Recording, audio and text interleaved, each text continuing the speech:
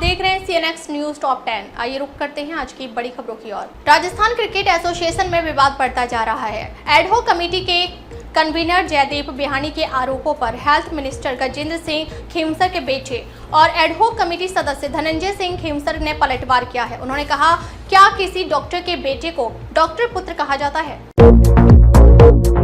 जयपुर के सवाई मानसिंह हॉस्पिटल में आ रहे मरीजों को इन दिनों दवाइयों के लिए परेशान होना पड़ रहा है। बजट होने के बावजूद दवाइयों की खरीद में देरी होने से समस्या आ रही है। शुगर, हार्ट समेत अन्य कॉमन बीमारियों से संबंधित रूटीन की दवाइयां पिछले 20 दिन से ज्यादा समय से काउंटरों पर उपलब्ध नहीं है। जयपुर के आराध्य कहे जाने वाले गोविंद देव जी मंदिर के उत्तराधिकार का विवाद अब हाईकोर्ट पहुंच गया है। महंत अंजन कुमार का नाम मंदिर के एकल सेवारत महंत के रूप में दर्ज करने की अधीनस्थ अदालत के आदेश पर हाईकोर्ट ने यथास्थिति बनाए रखने को कहा है।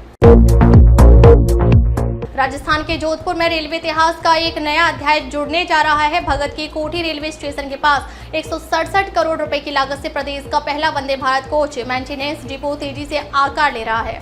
इस मॉडर्न डिपो के निर्माण से न केवल जोधपुर को भारतीय रेलवे में नई पहचान मिलेगी, बल्कि वंदे भारत जैसी सेमी हाई स्पीड ट्रेनों के रखरखाव में भी क्रांतिकारी बदलाव आएगा।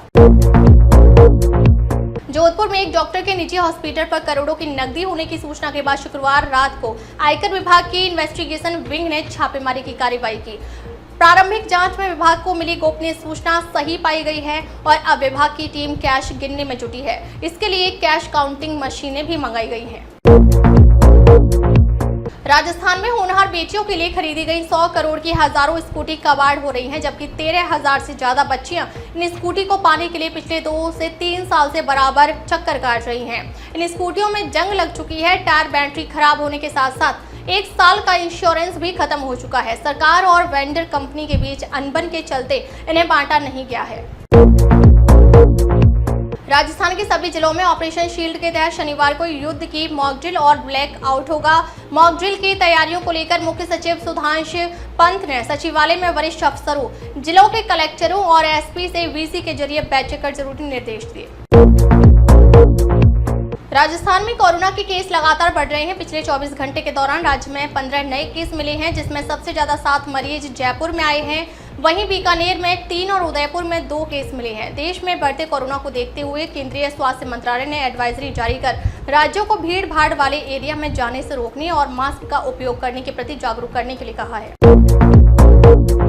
झालावाड़ में महिला से गैंगरेप का मामला सामने आया है। पीड़िता को गंभीर हालत में जिला अस्पताल रेफर किया गया है। पुलिस ने 12 अज्ञात लोगों पर मामला दर्ज कर जांच शुरू कर दी है। मामला अकलेरा में गुरुवार देर रात का है। डीएसपी कैलाश खटीक ने बताया, पीड़िता ने 12 अज्ञात लोगों के खिलाफ मामला दर्ज कराया है।